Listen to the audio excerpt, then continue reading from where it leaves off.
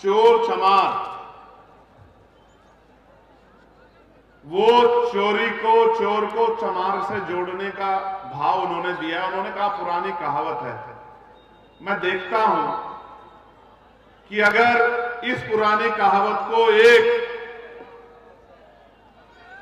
Deputy SP level के अधिकारी को समझ नहीं आता कि इससे एक समाज के ऊपर कितनी घटिया टिप्पणी होती है कि जब उस पूरी जाति को आप चोरी से जोड़ते हैं, तो मैं क्या समझूं कि यूजीसी पे जो गाइडलाइन आई थी वो गलत थी क्या? नहीं, वो गाइडलाइन गलत नहीं, वो गाइडलाइन गलत नहीं थी। वो गाइडलाइन इसलिए गलत नहीं थी क्योंकि आज भी केंद्रीय विश्वविद्यालयों में, विद्यालयों में, सरकारी दफ्तरों में, एम्स में, मेडिकल कॉलेज में, कृषि विद्यालयों में और प्राइमरी स्कूल से लेकर इंटर कॉलेज में दलितों, पिछड़ों, आदिवासियों के साथ जाति धर्म के आधार पर गैर बराबरी और जुल्म जाति की जाती है। ये सत्य है, ये सत्य है, ये सत्य है और ये सत्य छिपाने से नहीं छिपेगा और चंद लोगों के विरोध से नहीं दबेगा। मेरी बात को आप याद रखना। कुछ लोग तो काल्पनिक डर से डर गए हैं कि हम पे झूठे मुकदमे हो सकते हैं। हमने अपने बच्चों का बलिदान दिया, संस्थानी हत्या हुई है, पायल तड़वी की, डेल्टा मेघवाल की, रोहित वेमुला की। उनकी माओ से पूछ के देखो, जिस बच्चों को भविष्य बना के पालते हैं और जब उसको मरवा दिया जाता है यूनिवर्सिटियों में, उन माओ पे क्या बीतती है। आप हमारे दर्द को क्या जानते हो? आप तो काल्पनिक बातों से डर गए कि मुकदमा झूठा हो सकता है, जबकि गाइडलाइन में कहीं भी कुछ ऐसा नहीं है। इसलिए 11 तारीख को हमने दिल्ली में प्रोटेस्ट बुलाया है। हम देश को बता देंगे कि हम झुकने वाले नहीं हैं। अगर न्याय नहीं मिलेगा तो संघर्ष होगा। गोरखपुर में 2022 में भी जल भराव की समस्या थी और आज भी जंगल अहमद अली शाह के लोग, मैंने परसों तरसों के अखबार में देखा कि छोटे छोटे बच्चे स्कूल कीचड़ में जाने को मजबूर हैं। धार्मिक स्थलों पे लोग कीचड़ में जाने को मजबूर हैं और सरकार कहती है कि हम डबल इंजन की सरकार चला रहे हैं। ऐसे निगम्मी डबल इंजन की सरकार, ट्रिपल इंजन की सरकार को 2027 में मेरे लोग उखाड़ कर फेंक देंगे। मेरी बात को आप याद रखना। आज 8 फरवरी है, रविवार का दिन है। जब मैं आ रहा था, बड़ा ऐतिहासिक जन समर्थन मुझे दिखा मेरे आते हुए भी, जिसमें हजारों की संख्या में महिलाएं पैदल पैदल दौड़ रही थी। जब मैं गाड़ी में बैठे देख रहा था तो उनके पैदल चलने की तकलीफ मेरे अंदर पैदा हो रही थी, लेकिन जिस तरह का प्यार आशीर्वाद देने के लिए वो आगे बढ़ रही थी, उससे एक विश्वास भी पैदा हो रहा था, एक हिम्मत भी पैदा हो रही थी कि कहते जिस आंदोलन पर मां बहनों का आशीर्वाद हो जाता है, जिस आंदोलन को मां बहनों का प्यार मिल जाता है, वो आंदोलन कभी पीछे नहीं हट सकता। इस बात के लिए भी मैं यहां पहुंची तमाम मां बहनों को, प्यारी बच्चियों को बहुत बहुत धन्यवाद करता हूं कि मैं सभी से लड़ सकता हूं, मैं सभी से लड़ सकता हूं, पर अपनों के साथ नहीं। मुझे अपनों के साथ जीतना नहीं है, बल्कि अपनों के साथ जीना है। इसलिए मैं अपनों से जीतना नहीं चाहता, क्योंकि जीतने के लिए मुझे लड़ना पड़ेगा और मेरी लड़ाई अपनों से नहीं है। इसलिए मैं गुरु कबीर जी की इस बात से शुरू करूंगा। प्यारे साथियों, प्यारे साथियों, आज हम लोग आजादी के 75 साल से ज्यादा का समय बीतने के बाद भारत में किस स्थिति में खड़े हैं, उत्तर प्रदेश में किस स्थिति में खड़े हैं। मैं देश भर में जाता हूं, जिलों जिलों में जाता हूं, लोगों के हालात देखता हूं। कहीं बाढ़ से जीवन दुर्भर है तो कहीं रोटी रोटी के लाले पड़े हैं, कहीं बहन बेटियों की असमतें लुट रही है, तो कहीं हमारे लोगों को जानवरों की तरह पीट के चंद्रशेखर कन्नौजिया की तरह मार दिया जा रहा है। कोई पूछने वाला नहीं है, कोई देखने वाला नहीं है, कोई सुनने वाला नहीं है। क्योंकि जब सत्ता गूंगी बहरी हो जाती है और सत्ता आंखें बंद कर लेती है तो फिर गरीबों को न्याय नहीं मिलता है प्यारे साथियों। इसलिए इस सत्ता का भरोसा छोड़ के अपने लोगों की लड़ाई लड़ने के लिए हम लोग मैदान में उतरे हैं। और आसान नहीं था लड़ना। कितनी मुसीबतें, कितनी तकलीफें, कितना दर्द, एक से बढ़कर एक समस्याएं, एक से बढ़कर एक षड्यंत्र और तोड़ देने वाली लाठियां, और जब उनसे भी जी नहीं भरा तो गोलियों से हत्या करने का प्रयास, और जब उनसे भी जी नहीं भरा तो इतने षड्यंत्र करने का प्रयास। सहारनपुर की जेल से और संत कबीर तक का कबीर नगर तक का सफर आसान नहीं है मेरे भाइयों। बहुत कुछ सहना पड़ता है, मर मर के जीना पड़ता है। जब जेल की सलाखों में 10x6 की तन्हाई में रात होती थी तो हर दिन की सुबह के साथ ऐसा लगता था कि ये रातें कब खत्म होगी। 16 महीने की जेल, 10x6 की कोठरी, तमाम तरह की असुविधाएं, तमाम तरह की परेशानियां, न खाने का पता था, न पीने के पानी की साफ व्यवस्था थी, परिवार से दूर, आंख से दूर, तमाम तरह के जख्मों के साथ, तकलीफों के साथ एक लंबा समय जेल की रातों में गुजार कर मैं आया था गोरखपुर, आपको याद होगा। और जब मैं गोरखपुर आया था 2022 में, तो 2022 में बहुत कुछ समझ में नहीं आया। हाँ, ये समझ में आया था कि 5 साल की सरकार के बाद उत्तर प्रदेश उसी हाल में था जिस हाल में 10 साल पहले था। जब मैं गोरखपुर की गलियों में घूमता था, जल भराव होता था, जल भराव। मैं जिन गलियों में जाता था, लोग मुझसे कहते थे कि नेता आते हैं चले जाते हैं, हमारी समस्याओं का हल नहीं होता। और मैं बहुत जिम्मेदारी से कह रहा हूं, आज भी जब अखबार पढ़ता हूं, फोन में खबर देखता हूं, तो वही दिखाई देता है कि आज भी गोरखपुर वैसा है, आज भी संत कबीर नगर, सिद्धार्थ नगर ऐसा है, आज भी महाराजगंज ऐसा है, आज भी डुमरियागंज ऐसा है, आज भी अंबेडकर नगर आजमगढ़ के हालात नहीं बदले हैं, आज भी मऊ के हालात नहीं बदले हैं। कोई सुनने वाला नहीं है। अमीर सीधा दफ्तर में जाता है, कुर्सी पड़ी होती है, कुर्सी पे बैठ के बात करता है, अपनी समस्या को हल कराता है, और गरीब दफ्तर के बाहर घंटों घंटे इंतजार करता है कि कब अधिकारी साहब बुलाएंगे, उसकी पीड़ा को सुनेंगे, उसका हल निकालेंगे। दिन पर दिन बदल जाते हैं। अधिकारी जब जाते हैं घर के तरफ, दफ्तर से निकलते हैं, दफ्तर के बाहर गरीबों को बैठे देखते हैं तो बड़ी गुस्से से कहते हैं कि इनको यहां से निकाला क्यों नहीं। ऐसी सरकार उत्तर प्रदेश में चल रही है। लेकिन मेरे साथियों, याद रखना, ये दिन ज्यादा दिन आपकी जिंदगी में अब नहीं रहेंगे, क्योंकि जिस तरह का प्यार, आशीर्वाद और जिस तरह का जन सैलाब आज आपने खलीलाबाद में जुटाया है, मैं गारंटी से कहता हूं कि LIU के जरिए, IB के जरिए बहुत जल्दी एक खबर गोरखपुर जाएगी, और गोरखपुर के जरिए ये खबर बहुत जल्द लखनऊ जाएगी। और जब ये खबर लखनऊ जाएगी तो अगली जहां रैली है उसकी परमिशन एक दिन पहले हमें दी जाएगी, एक दिन पहले। ये जानते हुए भी कि जिनका कार्यक्रम है उसकी जान के पीछे मनुवादी जान धोकर पड़े हैं कि इस आदमी को अगर ज्यादा दिन ये जी गया तो गरीबों में स्वाभिमान सम्मान पैदा हो जाएगा। तो व्यवस्था करने का समय भी प्रशासन और पुलिस आजकल देरी से दे रही। मैं इसके लिए आपका धन्यवाद करूंगा मेरे भाइयों, क्योंकि मैं जानता हूं कि ये आप अपने मन से नहीं करते।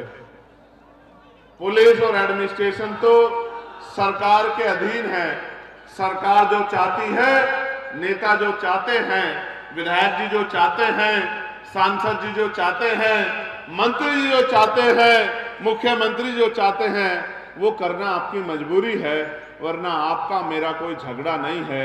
आप भी किसान मजदूर परिवारों के बच्चे हो और मैं भी एक किसान मजदूर परिवार से आया हूं। आप मेरे खिलाफ नहीं हो सकते हैं, मैं इस बात को जानता हूं और मैं आपके दर्द को भी जानता हूं मेरे पुलिस के भाइयों, कि आपको 24-24 घंटे ड्यूटी करनी पड़ती है, जबकि और डिपार्टमेंट को 8-8, 9-9, 10-10 घंटे में उनको छुट्टी मिल जाती है। आपको छुट्टियां भी नहीं मिलती, बॉर्डर स्कीम से आप परेशान हैं, वेतन विसंगता बहुत है, आपको छुट्टी के लिए कई जगह पेश होना पड़ता है। मैं आपको संत कबीर जी की धरती से कहना चाहता हूं, आप आने दीजिए मौका, चंद्रशेखर आजाद समाज पार्टी को मौका मिलने दीजिए, सबसे पहले आपकी समस्या को हल किया जाएगा। मेरी बात का प्यार रखिए।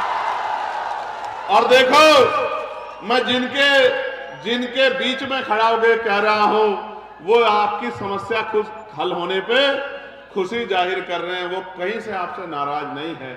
इसका मतलब ये है कि जो आपसे आशा लेके बैठा है आपके थाने के बाहर, आपके दफ्तर के बाहर, उसका विश्वास आप में है, वो आपको अपने रक्षक के तौर पे देखता है।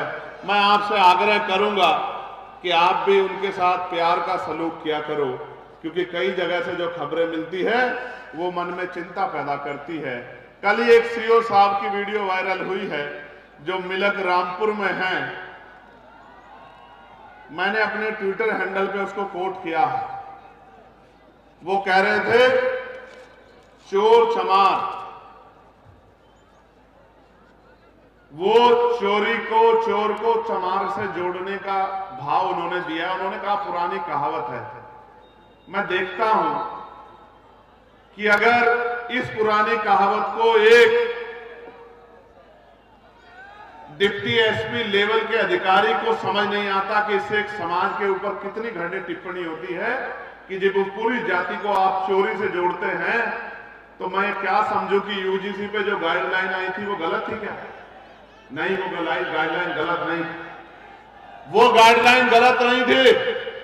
वो गाइडलाइन इसलिए गलत नहीं थी क्योंकि आज भी केंद्रीय विश्वविद्यालयों में, सरकारी दफ्तरों में, एम्स में, मेडिकल कॉलेज में, कृषि विद्यालयों में और प्राइमरी स्कूल से लेकर इंटर कॉलेज में दलितों, पिछड़े आदिवासियों के साथ जाति धर्म के आधार पर गैर बराबरी और जुल्म जाति की जाती है। ये सत्य है, ये सत्य है, ये सत्य है और ये सत्य छिपाने से नहीं छिपेगा और चंद लोगों के विरोध से नहीं दबेगा। मेरी बात को आप याद रखना। कुछ लोग तो काल्पनिक डर से डर गए हैं कि हम पे झूठे मुकदमे हो सकते हैं।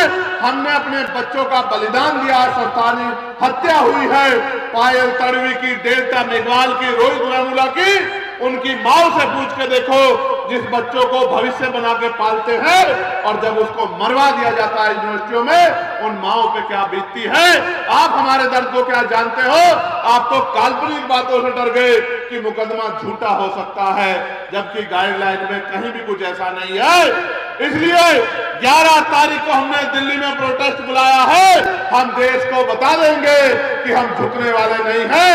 अगर न्याय नहीं मिलेगा तो संघर्ष होगा। प्यारे साथियों, आज जब हम लोग इस सभा को संबोधित करने के लिए हमारे नेतागण यहां उपस्थित हैं, तो मैं गोरखपुर से शुरू करूंगा। गोरखपुर में 2022 में भी जल भराव की समस्या थी और आज भी जंगल अहमद अली शाह के लोग, मैंने परसों तरसों के अखबार में देखा कि छोटे छोटे बच्चे स्कूल कीचड़ में जाने को मजबूर हैं। धार्मिक स्थलों पे लोग कीचड़ में जाने को मजबूर हैं और सरकार कहती है कि हम डबल इंजन की सरकार चला रहे हैं। ऐसे निगम्य डबल इंजन की सरकार, ट्रिपल इंजन की सरकार को 2027 में मेरे लोग उखाड़ कर फेंक देंगे। मेरी बात को आप याद रखना। सिद्धार्थनगर में जंगली जानवरों का प्रकोप है, आतंक है, सीमावर्ती क्षेत्र है, तो डीएपी की खाद की तस्करी होती है और किसान लाइन में लग के सुबह 4 बजे से डीएपी खाद के लिए संघर्ष करता है और सरकारें कहती हैं कि हमने किसानों को खुशहाल बना दिया है। प्यारे साथियों, कुशीनगर में जो पर्यटन क्षेत्र होने के बावजूद वहां के स्थानीय युवाओं को रोजगार नहीं मिल रहा है और महामानव तथागत के परिनिर्वाण स्थली पे किस तरह की परेशानियां खड़ी हो रही है, ये भी किससे छिपा हुआ नहीं है। संत कबीर नगर में हथकरघा और छोटे दो का पतन हो रहा है और इस पे सबसे बड़ी लाठी तब चलती है जब बिजली के बढ़े हुए दाम और तमाम तरह के छापे उन मजदूरों को, उन गरीबों को तोड़ने का काम करते हैं, उन छोटे व्यापारियों को नुकसान पहुंचाने का काम करते हैं। महाराजगंज में जो सीमावर्ती इलाका होने के कारण तस्करी और प्रशासनिक लापरवाही का बोलबाला साफ तौर पे नजर आता है। मऊ में बुनकर समाज को गहरे आर्थिक संकट से गुजरना पड़ रहा है। बिजली, कच्चे माल और बाजार की गंभीर समस्या, श्रमिकों का शोषण और न्यूनतम मजदूरी तक लोगों को नहीं मिल रही है। बलिया में हर साल बाढ़ तबाही मचाती है और आज तक अस्थायी समाधान नहीं हुआ और अगर कोई विस्थापित होता है तो उनको पुनर्वास भी अभी तक नहीं मिल पाया है। जगह जगह की कंप्लेनें हमारे पास हैं। आजमगढ़ में जो शिक्षा का केंद्र है वहां भी बेरोजगारी का बड़ा आलम है, बेरोजगारी चरम पर है और मुस्लिम भाइयों पे झूठे मुकदमे लगा के उनको तोड़ने का काम आजमगढ़ में किया जा रहा है। देवरिया में शिक्षा व स्वास्थ्य सेवाएं उनका इतना अभाव है संस्थानों का कि सिंचाई और नहर व्यवस्था ध्वस्त है, खेती की व्यवस्था किसानों के लिए नहीं हो पा रही है। और अभी अभी हमारी सरकार ने ट्रेड डील की है, ट्रेड डील अमेरिका के साथ, और ऐसी ट्रेड डील की है कि अगर अमेरिका का कोई सामान यहां आएगा तो बहुत सारे सामानों पे कोई इंपोर्ट ड्यूटी नहीं लगेगी और अगर हमारा सामान वहां जाएगा तो 18% का टैक्स वहां की सरकार लगाएगी। ये कैसा समझौता हुआ? किसान जो हमारी देश की अर्थव्यवस्था था, मजदूर जिसने कोरोना काल में भी देश को संभाला, किसान मजदूरों की पीठ में छुरा घोंपने का काम केंद्र की सरकार ने किया है। ये डील नहीं है, ये पूंजीपति मित्रों को बचाने के लिए समझौता किया है। सरकार ने इस देश को कमजोर करने का काम किया है। जब अमेरिका के प्रोडक्ट बिना इंपोर्ट ड्यूटी के यहाँ की मार्केट में आ जाएंगे तो यहाँ का किसान और डेयरी उद्योग कमजोर पड़ जाएगा, यहाँ की ग्रामीण अर्थव्यवस्था कमजोर पड़ जाएगी और भयंकर बेरोजगारी, भूखमरी का शिकार हो जाएगा देश। मैं कहना चाहता हूं सरकार को, इतनी भी आंखें बंद ना करो कि गरीबों के आंसू आपको दिखाई ना दे। इस सरकार ने, जो उत्तर प्रदेश की सरकार है, वादे तो बहुत किए थे सरकार ने कि हम विकास करेंगे और पीठ थपथपाते हैं गृह मंत्री जी, मुख्यमंत्री की कहते हैं कि कानून व्यवस्था इतनी सुंदर है, रात के अंधेरे में भी बच्चियां अगर सोने के गहने पहन के निकल जाएं तो कोई गुंडा नहीं छू सकता। और मुख्यमंत्री तो कहते थे हर चौराहे पे यमराज खड़ा है, कोई बेटी को अपमानित करेगा तो यमराज उसका टिकट काट देगा।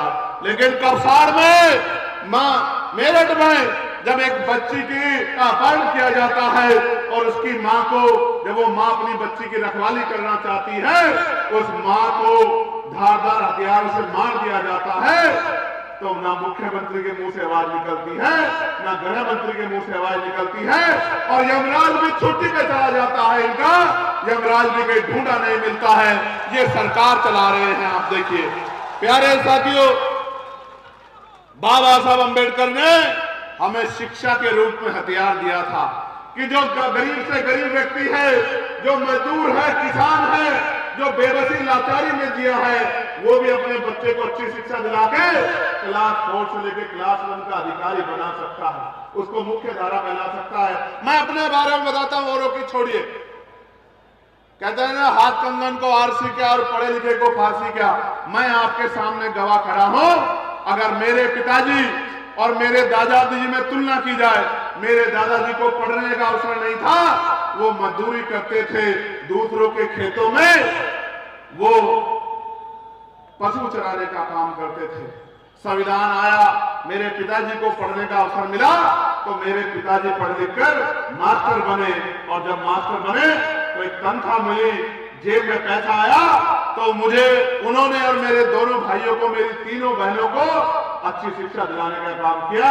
और आज अगर मैं यहां खड़ा कर बोल रहा हूं तो बाबा साहब अम्बेडकर और हमारे महापुरुषों के बाद ये मेरे पिताजी का आशीर्वाद है, जिन्होंने ये आपके घर में भी हुआ होगा मेरे भाइयों बहनों, मेरे समाज के लोगों, बहुजन समाज के लोगों, ये आपके घर में भी हुआ होगा कि आपको फीस की जरूरत होगी, आपको किताबों की जरूरत होगी, आपको कॉपी की जरूरत होगी, आपको एग्जामिनेशन फीस की जरूरत होगी, आपको जूतों की जरूरत होगी, और आपके पिता पर जूते चप्पल नहीं होंगे, उनके पास पैसे की कमी होगी, तो उन्होंने अपना पेट काट के आपकी पढ़ाई की व्यवस्था की होगी। अपने अंदर झांक के देखो, आपको ये दिन दिखाई दे जाएगा। मैं भी आप ही के जैसे परिवार से निकल के आया हूं, इसलिए मैं कह रहा हूं, अगर मेरे पिताजी ना पढ़ाते तो आज ये चंद्रशेखर आजाद यहां खड़ा होकर आपके लिए बात नहीं रख रहा होता, और देश की सबसे बड़ी पंचायत में आपके हितों के लिए पार्लियामेंट में आवाज नहीं उठा रहा होता। ये शिक्षा के कारण संभव हुआ है। मगर मैं शिक्षा का जिक्र क्यों कर रहा हूं, क्योंकि पिछले 5 साल में 18,727 स्कूल इन सरकारों ने बंद कर दिए। आप जानने की कोशिश करो कि सरकारी स्कूल में किसका बच्चा पढ़ता है, अमीर का या गरीब का बताओ, किसान मजदूर का या पूंजीपति का बताओ। तो किसान मजदूर का बच्चा पढ़ के आगे ना बढ़ जाए, इसलिए सरकारी स्कूल बंद करके और पैसे वालों के प्राइवेट स्कूल को आगे बढ़ाने का काम किया जा रहा है। क्योंकि अगर शिक्षा प्राप्त करोगे, ज्ञान प्राप्त करोगे, तो आज कहीं तो 10 साल 20 साल में ये गरीबी, बेबसी, लाचारी को की जो बेड़ियां उनको काट लोगे। क्योंकि कल अगर आप में से किसी का बच्चा डॉक्टर, इंजीनियर, IAS, IPS, वकील, जज, पत्रकार, चित्रकार, अगर किसी भी प्रोफेसर, इंजीनियर किसी भी पद पे गया, तो अपनी मां को आंखों में आंसू नहीं आने देगा, उसको किसी के आगे हाथ नहीं फैलाने देगा, अपनी बहन की शादी में और किसी कार्यक्रम में किसी के आगे उधार लेने की जरूरत नहीं पड़ेगी, बीमारी, लाचारी में कर्ज लेके जमीन गिरवी रखनी पड़ेगी। इसलिए शिक्षा हथियार है जो आपको आगे बढ़ाती है। लेकिन ये सरकार, केंद्र और राज्य की सरकार, इन स्कूलों को बंद करके हमारी तरक्की का रास्ता रोकने का काम कर रही है। आपको मुझे समझना पड़ेगा कि हमें इस शिक्षा को बचाना है, और ये शिक्षा तब बचेगी जब संविधान बचेगा। मेरी बात को आप याद रखना प्यारे साथी। आप जानते हैं इस शिक्षा को बचाने के लिए हमने क्या प्रयास किए हैं और हमारे पास क्या योजना, मैं आपको बताना चाहता हूं, बड़े गौर से सुनना। मुझसे क्या लड़ाई है सबकी, बाबा साहब से क्या लड़ाई थी सबकी, राष्ट्रपिता फूले जी से क्या लड़ाई थी सबकी, मान्यवर काशीराम साहब से क्या लड़ाई थी सबकी, मामला रामसु वर्मा जी से क्या लड़ाई थी सबकी, मैं आपको बताता। अगर वो अपने और अपने बच्चों के बारे में सोचते तो किसी को तकलीफ नहीं होती, लेकिन वो अपने समाज के बारे में सोचते थे, इसलिए उनसे नाराजगी है। इसी वजह से बाबा साहब अम्बेडकर के स्टैचू को आज भी सुरक्षा की जरूरत पड़ती है, उनको तोड़ दिया जाता है, फिर अब स्टैचू से डर जाते हैं लोग। अभी तेलंगाना में राष्ट्रपिता ज्योतिबा फूले की प्रतिमा पर हमला किया गया, दिन दहाड़े हमला किया गया। वो प्रतिमा पे हमला नहीं था, वो उस विचार पे हमला था जो उन्होंने मनुवाद, पाखंडवाद, अंधविश्वास के बाद को खत्म करने के लिए समाज में जागरूकता पैदा करने का काम किया। और मैं धन्यवाद देता हूं राष्ट्रपिता ज्योतिबा फूले और मां सावित्रीबाई फूले को। अगर वो शिक्षा की ज्योत नहीं जगाते तो आज महिलाएं पढ़ नहीं पाती। आज इस समाज में डॉक्टर, इंजीनियर, IAS, IPS, वकील, जज और तमाम पायलट से लेकर जो बेटियां बनी हैं, इसका श्रेय अगर किसी को जाता है तो वो पहले राष्ट्रपिता ज्योतिबा फूले को जाता है, मां सावित्रीबाई फूले को, मां फातिमा शेख को। प्यारे साथियों, मुझसे भी इनकी यही लड़ाई है कि ये चंद्रशेखर आजाद अपने लोगों को अधिकार क्यों दिलाना चाहता है। मैं पूछना चाहता हूं कि कब तक गरीबी, बेबसी, लाचारी, बीमारी और तमाम तरह के अपमान को सह के आप लोग जीते रहोगे? क्या आपके जीवन में कुछ सुख सुविधाएं नहीं होनी चाहिए? क्या आपको सम्मान का जीवन नहीं मिलना चाहिए? क्या आपके साथ जुल्म जाते बंद होना चाहिए, नहीं होना चाहिए? बताओ। तो मुझसे लड़ाई का कारण मैं आपको बताता हूं। मुझसे लड़ाई का कारण, आजाद समाज पार्टी लड़ाई का कारण, भीम आर्मी से लड़ाई का कारण एकमात्र कारण मैं आपको बताता हूं। क्योंकि सबके पास समस्या है कि ये समस्या, ये समस्या, ये समस्या, और हमारे पास समाधान है। क्या है? क्या है? समाधान। और मैं आपको बताता हूं कि समाधान क्या है। इस शिक्षा व्यवस्था को ठीक करना पड़ेगा। ये बीमार है, आपकी शिक्षा बीमार है, इसको ठीक करना पड़ेगा। कैसे ठीक होगी मैं बताता हूं। इसको ठीक करने का एकमात्र रास्ता यह है कि प्रधानमंत्री और राष्ट्रपति से लेकर ग्राम के प्रधान और पंचायत का मेंबर, उनके बीच में जितने पद हैं, चाहे जिला पंचायत सदस्य हो, चाहे जिला पंचायत अध्यक्ष हो, चाहे विधायक हो, सांसद हो, मंत्री हो, राज्यपाल हो, मुख्यमंत्री हो, मंत्री हो, राज्य का केंद्र का मंत्री हो, इन सबके बच्चों को सरकारी स्कूल में पढ़ाना पड़ेगा। मेरी बात को याद रखना। और चीफ सेक्रेटरी से लेके केंद्र के और प्रमुख सचिव से लेकर अपर सचिव, मुख्य सचिव, तमाम जितनी पोस्ट हैं, उसके बाद director, deputy director, IAS, IPS, उसके बाद नीचे आ जाओ पीसीएस, पीपीएस, एडीएम, साधारण भाषा में एडीएम, एसडीएम, तहसीलदार, कानूगो, पटवारी, सेक्रेटरी, और हमारे एसएचओ साहब, सीओ साहब, दरोगा जी, कांस्टेबल साहब, हेड कांस्टेबल साहब, तमाम हमारे साहब लोगों के बच्चों को भी, जितने भी सरकारी पद है उनके बच्चों को भी सरकारी स्कूल में पढ़ाना। इससे होगा क्या? देखो सुनो, एक तो सरकारी स्कूलों की कायाकल्प हो जाएगी।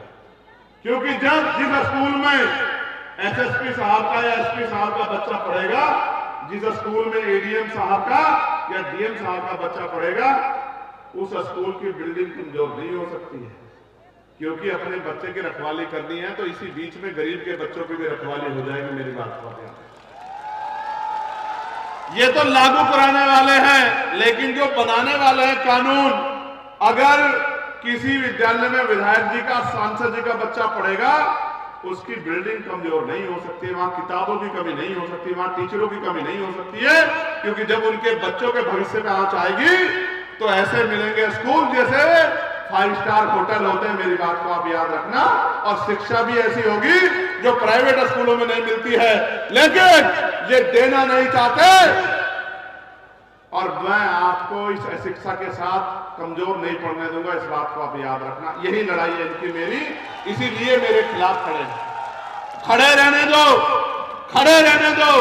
ये नहीं, मैंने पहले ही कहा था ना, मैं सबसे लड़ लूंगा, बस आपसे नहीं लड़ सकता हूं, क्योंकि आपके साथ जीना है, आपका जीवन बदलना है, आपसे जीतना नहीं है। मेरी बात को आप याद रखना। एक और समस्या सबसे बड़ी, वो है अच्छा स्वास्थ्य। कहते हैं कि भाई स्वास्थ्य से बड़ा कुछ नहीं है, लेकिन बीमार होने पे अस्पतालों के हाल ये हैं। आप जाइए सरकारी अस्पताल में, डॉक्टर नहीं मिलेगा, टेस्ट नहीं होगा, दवाई नहीं मिलेगी, और तमाम तरह की परेशानियां, साफ सफाई में कमी। लेकिन इसका भी सुधार है, समाधान। कैसे? जो लोग कानून बनाते हैं, जो लोग कानून लागू कराते हैं, इनका इलाज आप सरकारी अस्पतालों में करवा दो।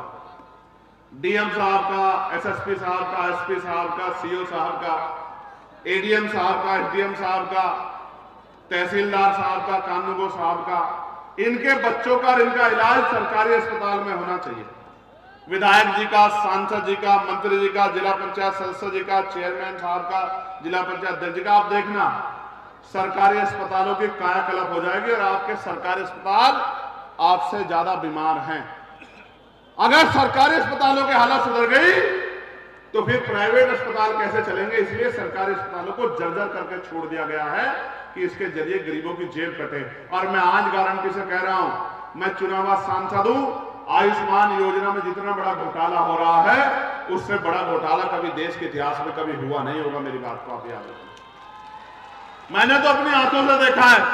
आप प्राइवेट हॉस्पिटल में चले जाओ कि मेरे पास आयुष्मान है, आपके पेट में दर्द होगा, वो आपके सिर का भी सीटी स्कैन करेंगे, आपके हाथ का भी एक्सरे करेंगे, पैर का भी एक्सरे करेंगे। उनसे पूछो क्यों कर रहे हो? कि भाई करा लो, कोई आगे दिक्कत ना हो। लेकिन करते इसलिए है कि सरकार से वो पैसा सीधे उनके अकाउंट में आ जाता है और उनकी जेब भर जाती है और गरीबों के जेब के नाम पे उनकी दुकानदारी चल रही है।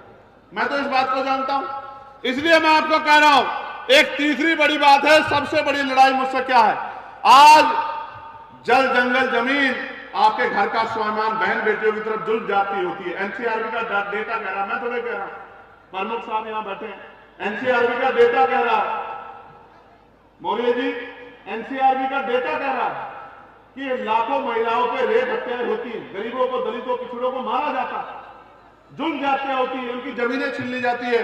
इनको डर यह है कि अगर ये आदमी आगे बढ़ गया तो ये अन्याय परमानेंट के लिए खत्म हो जाएगा, क्योंकि ऐसा इलाज होगा उन लोगों का जो गरीबों के साथ अन्याय करेंगे कि दोबारा उनकी 7 पीढ़ी किसी का अन्याय नहीं कर पाएगी। मेरी बात है, क्योंकि मैं मास्टरी नहीं, मैं मास्टरी करके नहीं आया, सिर्फ मैं मास्टरी से भी एक कदम आगे 2 बार दिल्ली की तिहाड़ जेल काट के भी आया हूं निर्दोष होते हुए। मेरे कोर्स पीएचडी वाले हैं, आप चिंता मत करो, मैं जानता हूं कि किस तरह की समस्या का समाधान होना है। मैं निर्दोष होते हुए एक बार गुरु घर तोड़ दिया तो दिल्ली में 5 लाख लोगों ने आंदोलन किया तो मुझे 66 दिन जेल में रहना पड़ा। और फिर एक बार जब एनआरसी के खिलाफ, सीएए के खिलाफ आंदोलन चल रहा था तो भी मुझे पकड़ के जमा मस्जिद से जेल भेज दिया कि चंद्रशेखर ने तो भड़काऊ भाषण दिया। मैं वकील हूं, मैं कोई भड़काऊ बात नहीं कहता, मुझे पता है कौन सी बात कब और कहां कहनी है, मैं कोई बेवकूफ आदमी नहीं। जब कोर्ट में पुलिस से पूछा गया कि भड़काऊ भाषण क्या है तो कोई जवाब नहीं था, तो फिर जज साहब ने मुझे बेल दे दी और उनको, मेरे आईओ को, उनको बहुत फटकार लगाई कि ऐसे मत करो, लोगों का कानून से भरोसा उठ जाएगा। इसलिए मैं आपको कह रहा हूं बहुत जिम्मेदारी से कि लड़ाई बड़ी गंभीर है, आपको मजबूती से काम करना पड़ेगा। अभी मैंने त्रिस्तरीय पंचायत चुनाव में पिछड़े वर्ग के लोगों का संवैधानिक आरक्षण के लिए जो है आयोग बन जाए, इसके लिए मैंने लेटर लिख के मांगा था, क्योंकि मैं जानता हूं ये कटौती करेंगे, हमारे लोगों को देंगे नहीं और हम अपने लोगों का अधिकार छीनने नहीं देंगे। इसलिए मैंने जो है मंत्री जी को लेटर लिखा कि ओबीसी आरक्षण जो है उसके लिए आप आयोग बना के जल्दी गठित कर दो, जिससे कि ओबीसी को उसकी संख्या के आधार पर हिस्सेदारी त्रिस्तरीय पंचायत चुनाव में मिल जाए। और मैं आज कह रहा हूं पिछड़े वर्ग के मेरे भाइयों, मैं कर्ज मानता हूं राष्ट्रपिता ज्योतिबा फूले का, ईवी परियार, रामानाकर स्वामी का, प्यारेलाल यादव का, बाबू जगदेव प्रसाद कुशवाहा का, जननायक कपूरी ठाकुर का, महामना रामसुब्रमण्यम वर्मा का, चौधरी महाराज सिंह भारती जी का, मैं उन तमाम महापुरुषों का, संतराम बी प्रजापति जी का, बाबू शिवराज चौरसिया जी का, परमानंद लोधी जी का, मैं उन तमाम महापुरुषों का कर्ज अपने ऊपर महसूस करता हूं जिनका कर्ज उतारना है। मैं आज इस मंच से वचन दे कहता हूं, कबीर जी की धरती से निजी क्षेत्रों में दलितों, पिछड़ों के लिए आरक्षण, आदिवासियों के लिए हम लोग लागू करवा कर रहेंगे। मेरी बात को अभी और सुनो, जो आज तक नहीं हुआ, 2 बातें बहुत महत्वपूर्ण हैं, आपको समझनी पड़ेगी कि अभी जो अति पिछड़े हैं उनके लिए 15% आरक्षण की अलग से व्यवस्था 27% से अलग होनी चाहिए, जिससे कि वो समाज की मुख्य धारा में आ जाए। मैं आपको विश्वास दिलाता हूं ये काम दूर नहीं है, ये काम होगा। 27% वालों का कटेगा नहीं और अति पिछड़े वर्ग के लोगों को परेशान नहीं होना पड़ेगा, उनको अलग से 15% आरक्षण हम लोग दिलाते रहेंगे। जब इस देश में बिना किसी आंदोलन के ईडब्ल्यूएस 10% लागू हो सकता है तो अति पिछड़े भाइयों के लिए भी 15% अलग से आरक्षण लागू हो सकता है। इस बात का भी मैं आपको विश्वास दिलाता हूं। प्यारे साथियों, और अंतिम जो पिछड़े भाइयों के लिए मैं कहना चाहता हूं, यूजीसी पे गाइडलाइन 2012 में भी बनी थी, थोराट कमेटी से, SC ST के लोग थे, लेकिन जैसे ओबीसी को जोड़ा गया तो मंडल कमीशन की तरह आंदोलन हुआ और आपने देखा कौन खड़ा था आपके साथ, कोई नेता खड़ा था यूजीसी गाइडलाइन के समर्थन में। आप मुझे बताओ ईमानदार से अपने दिल पे हाथ रखे, जिनको जाति के आधार पर आप लोग वोट देने का काम करते हो कि मेरी जाति का मेरा नेता है, जो आज आपके साथ नहीं है, जब आप पे जुल्म हो रहा है, आपके अधिकार छिन रहे हैं, कल वो सत्ता में बैठ करके आपके बच्चों के लिए कुछ कर पाएगा, आपको फैसला लेना पड़ेगा। मैं आपको कहना चाहता हूं मेरे भाइयों, मेरे परिवार के लोगों, जिस तरह SC ST के लोगों को आरक्षण मिला है लोकसभा विधानसभाओं में, पिछड़े वर्ग के भाइयों को भी आरक्षण मिले, इस बात की भी कसौटी को हम लोग मजबूत करने का काम, और जब हम पे ताकत होगी तो देने का काम, लेकिन अभी इस बात को पुरजोर तरीके से उठाने का काम लोगों को जागरूक करने का काम हम लोग करेंगे। इस बात का मैं आपको विश्वास दिलाता हूं। ये काम पहले ना कोई कर पाया और आगे करने किसी के अंदर हिम्मत नहीं है, लेकिन बाबा साहब फूले साहब को मानने वाले, साहू जी महाराज को मानने वाले साहू जी महाराज ने जब 50% लागू किया था तो साहू जी महाराज को मानने वाले उनके चेले SC ST के साथ OBC के भाइयों को भी लोकसभा विधानसभा में आरक्षण दिलाते रहेंगे। उनकी संख्या के आधार पर मेरी बात को आप याद रखें। प्यारे साथियों, अब समय आ गया है कि हमें अपनी लड़ाई को मजबूत करना है और इतना मजबूत करना है कि किसी भी कीमत पे हमारे लोग जुल्म जाति के शिकार ना हो। कबीरदास जी कहते थे ना, कल करे सो आज कर, आज करो से अब पल में विरले आएगी, बहुरी कहोगे कब। मैं आपको बहुत जिम्मेदारी से कहना चाहता हूं, आप यहां आए हो, आप मुझसे प्यार करते हो, दिल में बड़ी इच्छा रखते हो, मोटरसाइकिल पे दौड़ लगाते हो, इधर उधर चढ़े हुए हो, अपनी जेब का पैसा खर्च करके आया हो। मैं आपके लिए चिंतित रहता हूं, मगर मैं आपसे पूछना चाहता हूं, क्या सिर्फ नारा लगाने से काम बन जाएगा? क्या नारा लगाने से हक अधिकार मिल जाएंगे? क्या नारा लगाने से बहन बेटियों को रोजगार मिल जाएगा? क्या नारा लगाने से जुल्म जाति बंद हो जाएगी? कैसे बंद होगी? कैसे बंद होगी बताओ? आप ही बताओ कैसे बंद होगी? मैं आपको बस इतना बता देना चाहता हूं कि इस देश में आजादी से पहले कमजोर वर्गों के लोगों को वोट का अधिकार नहीं था। इस देश में 1919 से पहले 3% लोग वोट देते थे। फिर मॉन्टेगो चेम्सफोर्ड सुधार समिति बनी और 15% लोगों को वोट देने का अधिकार मिला। वो 15% लोग कौन थे? वो जो टैक्स देते थे, वो जो जमींदार थे, वो जो बहुत पढ़े लिखे थे, वो जो उद्योग चलाते थे, वो जिनके परिवार जो है संपन्न थे, उन्हीं लोगों को टैक्स देने का, उन्हीं लोगों को वोट देने का अधिकार था। लेकिन बाबा साहब अंबेडकर इसके खिलाफ लड़े। बहिष्कृत हितकारिणी महासभा के बैनर तले उन्होंने मेमोरेंडम दिया।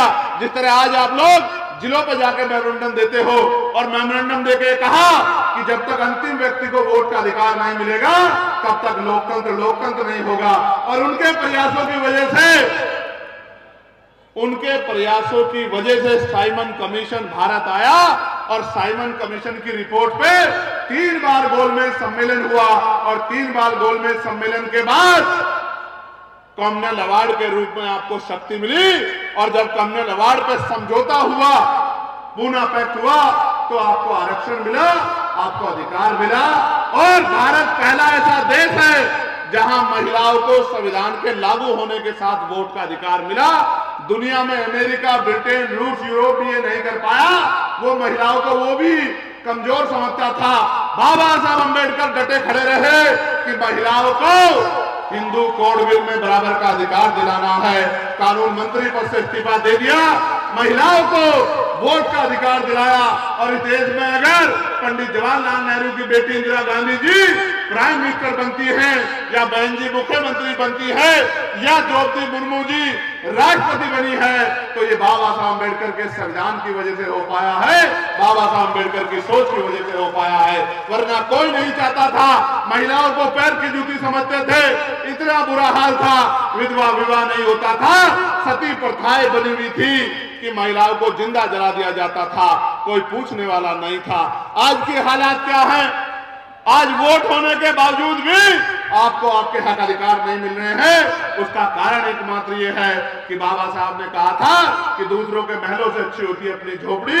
दूसरों के महलों में जाओगे तो कल लात मार के निकाल दे जाओगे, इसलिए अपनी झोपड़ी में रहो। और आपकी झोपड़ी जो संघर्ष कर रही है, आपको छाया देने का काम कर रही है, 24 घंटे 7 दिन। अगर आपकी कोई को यहां मुक्ति है तो बताओ, भीम आर्मी के लोग खड़े होते हैं, खड़े होते बताओ। अगर आप पर कोई जुल्म होता, भीम आर्मी के लोग आते हैं नहीं आते हैं?